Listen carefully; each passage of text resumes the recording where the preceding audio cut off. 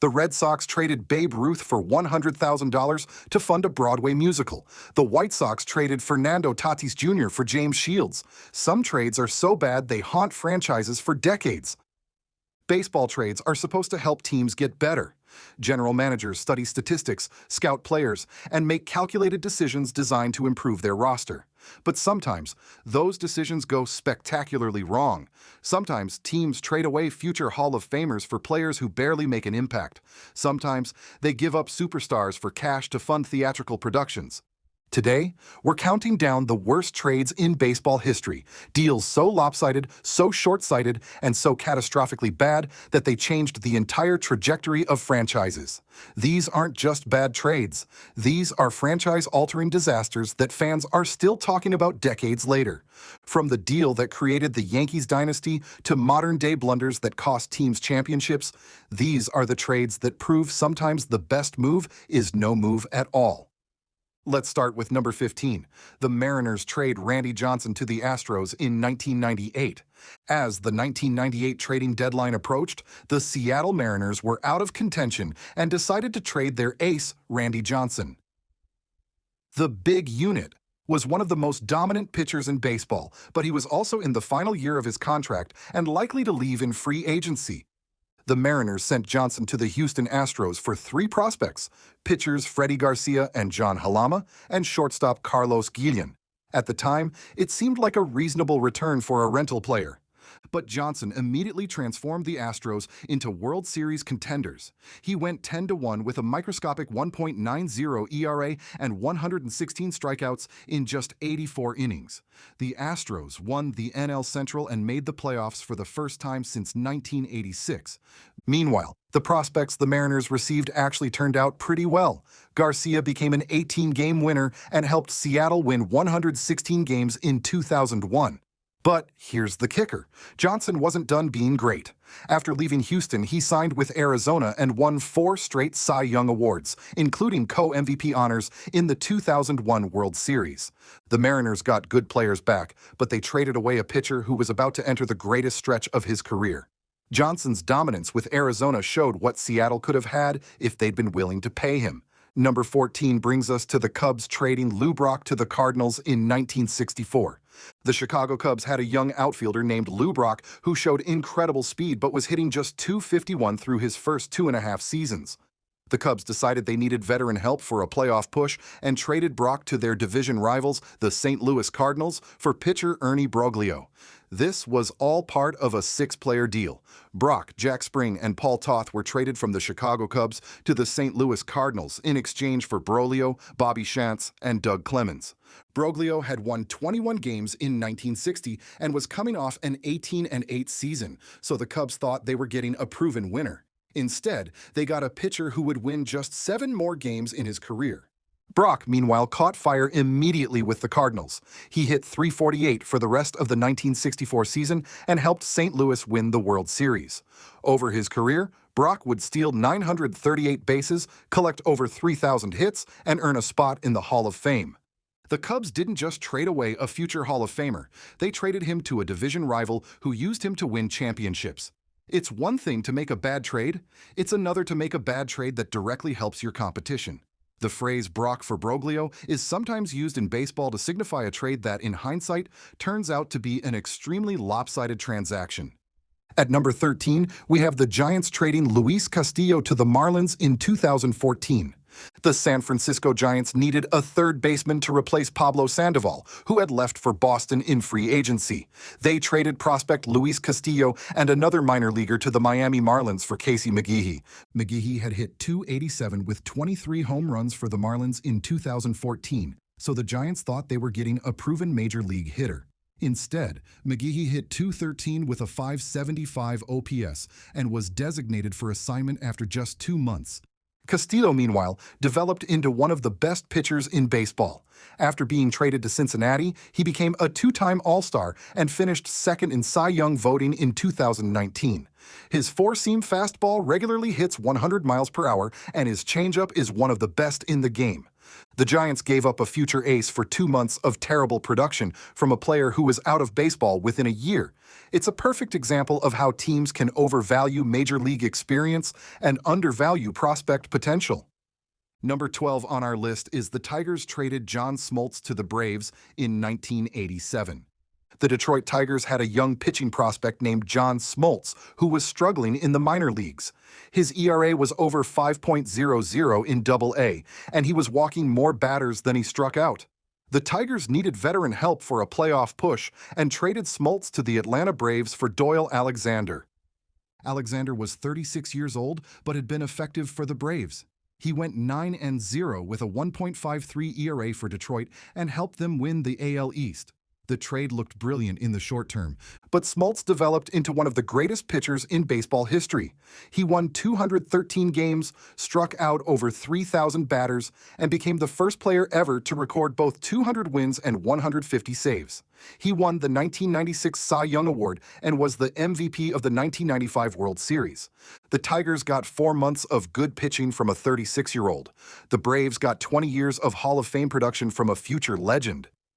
It's one of the most lopsided trades in baseball history. At number 11, we find the Mets trading Nolan Ryan to the Angels in 1971. The New York Mets had a young pitcher named Nolan Ryan who threw incredibly hard but struggled with control. In 5 seasons with the Mets, Ryan went 29-38 with a 3.58 ERA and walked 344 batters in 510 innings. The Mets decided they needed a proven veteran and traded Ryan to the California Angels for shortstop Jim Fregosi, plus Leroy Stanton, Don Rose, and Frank Estrada. Fregosi was a 6-time All-Star who the Mets hoped would solve their third base problems. Instead, he hit .232 in 146 games and was sold to Texas midway through the 1973 season. Ryan, meanwhile, became one of the greatest pitchers in baseball history.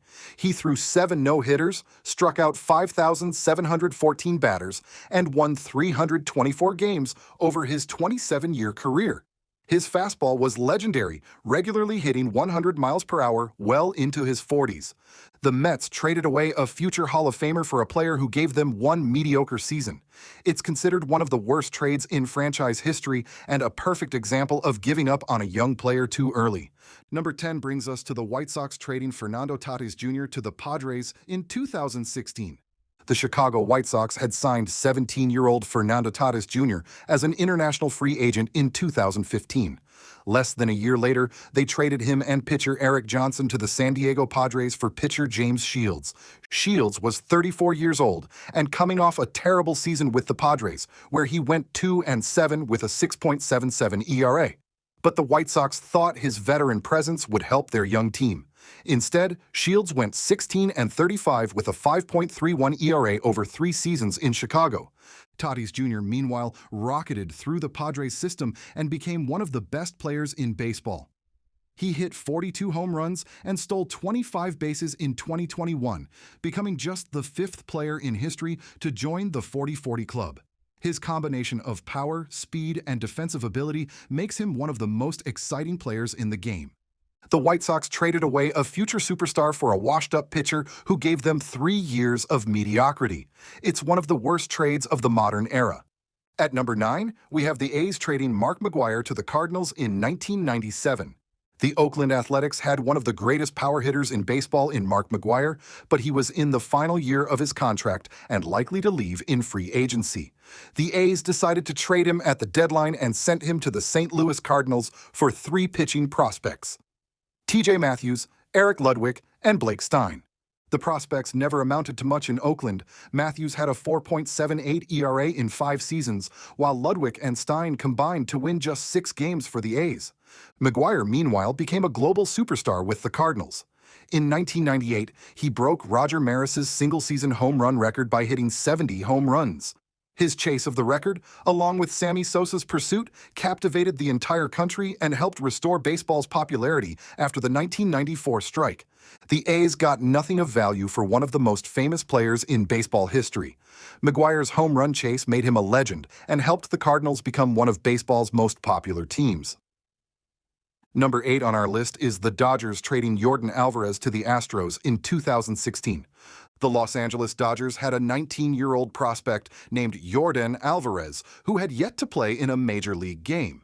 They traded him to the Houston Astros for reliever Josh Fields, who was struggling with a 5.79 ERA. Fields pitched just 22 innings for the Dodgers and was out of baseball within 2 years. Alvarez, meanwhile, became one of the most feared hitters in the game. After winning AL Rookie of the Year in 2019, Alvarez has established himself as one of baseball's premier sluggers. His combination of power and plate discipline makes him nearly impossible to pitch to, and he's been a key part of the Astros' recent success. Dodgers executive Andrew Friedman later admitted his regret over the trade, saying, "Looking back on it now, we obviously wish we would have said yes to other names they asked for before him." The Dodgers traded away a future All-Star for a reliever who couldn't get anyone out. It's one of the few major mistakes in Friedman's otherwise excellent tenure. At number 7, we find the Marlins trading Christian Yelich to the Brewers in 2018. The Miami Marlins were in full salary dump mode after the 2017 season and traded away several star players, including outfielder Christian Yelich. They sent him to the Milwaukee Brewers for 4 prospects: Lewis Brinson, Isan Diaz, Monty Harrison, and Jordan Yamamoto. The prospects were all highly regarded, with Brinson being the centerpiece as a former first-round pick, but none of them panned out. Brinson hit .156 in his time with Miami, while the others provided little value. Yelich, meanwhile, became an MVP with the Brewers. He hit .326 with 36 home runs in 2018, winning the National League MVP award. He followed that up with another excellent season in 2019, nearly winning back-to-back MVPs. The Marlins traded away an MVP-caliber player for 4 prospects, who combined to provide almost no value. It's a perfect example of how prospect trades can go wrong when you're dealing with proven major league talent. Number 6 brings us to the Rangers trading Emmanuel Clase to the Guardians in 2020. The Texas Rangers traded young reliever Emmanuel Clase to the Cleveland Guardians for pitcher Corey Kluber, a 2-time Cy Young winner, who they hoped would anchor their rotation. Kluber pitched exactly 1 inning for the Rangers. He suffered a torn muscle in his shoulder during his first start and missed the rest of the season. He left in free agency without making another appearance. Clase, meanwhile, became one of the best closers in baseball. After serving a suspension for PED use, he returned to become a 3-time All-Star and one of the most dominant relievers in the game. His cutter is nearly unhittable, and he's saved 147 games since 2021. The Rangers got 1 inning from a former Cy Young winner. The Guardians got a future All-Star closer who's been dominant for years. It's one of the most lopsided trades in recent memory. At number 5, we have the Expos trading Pedro Martinez to the Red Sox in 1997. The Montreal Expos had just watched Pedro Martinez win the Cy Young Award with a 1.90 ERA and 305 strikeouts. But they were a small market team who couldn't afford to pay him, so they traded him to the Boston Red Sox for Carl Pavano and Tony Armas Jr. Pavano and Armas were decent prospects, but they never developed into impact players for Montreal. Pavano went 24-35 with a 4.83 ERA for the Expos, while Armas posted a 4.45 ERA in limited action. Martinez, meanwhile, became one of the greatest pitchers in Red Sox history. He won 2 more Cy Young Awards in Boston and was the ace of their 2004 World Series championship team. His dominance in the late 1990s and early 2000s was legendary. The Expos traded away a Cy Young winner in his prime for 2 prospects who never lived up to their potential. It's one of the worst trades in baseball history and a perfect example of how small market teams can be forced into terrible decisions. Number 4 on our list is the Dodgers trading Pedro Martinez to the Expos in 1993. Wait, Pedro Martinez was traded twice? Yes, and both trades were disasters for the teams that gave him up. The Los Angeles Dodgers had a young Pedro Martinez in their system, but they were concerned about his size and durability. They traded him to the Montreal Expos for second baseman Delino DeShields. DeShields was a decent player who hit .295 with 26 stolen bases in his first season with the Dodgers. But he never developed into the star they hoped for, hitting just .256 over 3 seasons in Los Angeles. Martinez, meanwhile, developed into one of the greatest pitchers in baseball history. He won 3 Cy Young Awards, struck out over 3,000 batters, and was inducted into the Hall of Fame in 2015. The Dodgers traded away a future Hall of Famer for a utility infielder. It's one of the worst trades in franchise history and shows how teams can undervalue young talent. At number 3, we find the Red Sox trading Mookie Betts to the Dodgers in 2020. The Boston Red Sox had one of the best players in baseball in Mookie Betts, but they were looking to cut payroll and avoid the luxury tax. They traded Betts and David Price to the Los Angeles Dodgers for Alex Verdugo, Jeter Downs, and Connor Wong. Verdugo has been a solid player for Boston, but Downs never developed and Wong is a backup catcher. Meanwhile, Betts signed a 12-year, $365 million extension with the Dodgers and helped them win the 2020 World Series. Fox Sports' Colin Cowherd called this the second worst trade in baseball history, and it's hard to argue. The Red Sox traded away a perennial MVP candidate in his prime for a package that included two players who are no longer with the organization. Betts has remained one of the best players in baseball with the Dodgers, while the Red Sox have struggled to contend since the trade. It's a perfect example of how penny pinching can cost teams championships. Number 2 brings us to the Reds trading Frank Robinson to the Orioles in 1965. The Cincinnati Reds had Frank Robinson, one of the best hitters in the National League, but general manager Bill DeWitt thought he was an old 30 and traded him to the Baltimore Orioles for pitcher Milt Pappas. Robinson immediately proved DeWitt wrong by winning the Triple Crown in his first season with Baltimore. He hit 49 home runs, drove in 122 runs, and batted .316 while leading the Orioles to their first World Series championship. Pappas was a decent pitcher for Cincinnati, going 30-29 over 2.5 seasons. But Robinson went on to have a Hall of Fame career with Baltimore, helping them win 2 World Series titles and establishing himself as one of the greatest players in franchise history. The Reds traded away a future Hall of Famer who was entering his prime for a middle-of-the-rotation starter. Robinson's immediate success with Baltimore made this trade look even worse, as he proved he had plenty left in the tank. And finally, at number 1, we have the trade that changed baseball history forever, the Red Sox selling Babe Ruth to the Yankees in 1920. This wasn't technically a trade, it was a sale, but it's the most lopsided transaction in baseball history and deserves the top spot on any list of terrible deals. Boston Red Sox owner Harry Frazee was in financial trouble. His theater business was struggling, and he needed cash to fund his Broadway productions, including the musical No No Nanette. So, on January 5, 1920, he sold the best player in baseball to the New York Yankees for $100,000 plus a $300,000 loan. At the time of the sale, Ruth was coming off a season where he hit 29 home runs, more than any entire team had hit the previous year. He was revolutionizing baseball with his power hitting and was clearly the most valuable player in the sport. The Yankees weren't even the Yankees we know today when they acquired Ruth. They had never won a pennant, much less a World Series. They didn't even have their own stadium, sharing the Polo Grounds with the New York Giants. But Ruth changed everything. He became the biggest star in American sports, drawing massive crowds wherever he played. His popularity allowed the Yankees to build their own stadium, the house that Ruth built, and establish themselves as baseball's premier franchise. Ruth hit 714 home runs in his career, including his famous 60 in 1927. He led the Yankees to 4 World Series championships and became the most famous athlete in the world. His larger-than-life personality and incredible talent made him a cultural icon who transcended sports. Meanwhile, the Red Sox entered what became known as the Curse of the Bambino. They wouldn't win another World Series for 86 years, from 1918 to 2004. During that time, the Yankees won 26 championships and became the most successful franchise in professional sports. The sale of Babe Ruth didn't just change 2 franchises, it altered the entire landscape of baseball. The Yankees became a dynasty, while the Red Sox became synonymous with heartbreak and failure. It's the most consequential transaction in sports history. Harry Frazee got his money to fund Broadway shows. The Yankees got the greatest player who ever lived and built a dynasty that lasted for decades.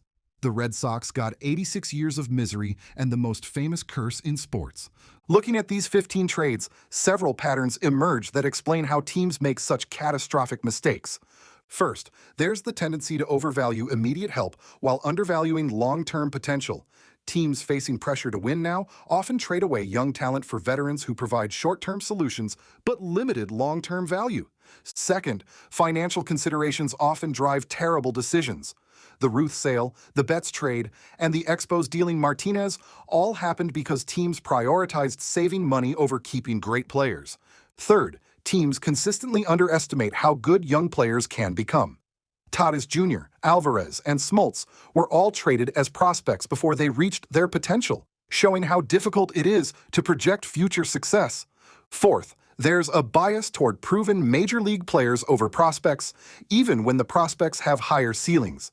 Teams would rather have a known quantity than take a chance on an unknown, even when the unknown has superstar potential. Finally, some trades look reasonable at the time but become disasters due to unforeseen circumstances. The Kluber trade made sense on paper, a former Cy Young winner for a young reliever, but injuries and performance issues made it a catastrophe. The worst trades in baseball history remind us that even the smartest executives can make terrible decisions.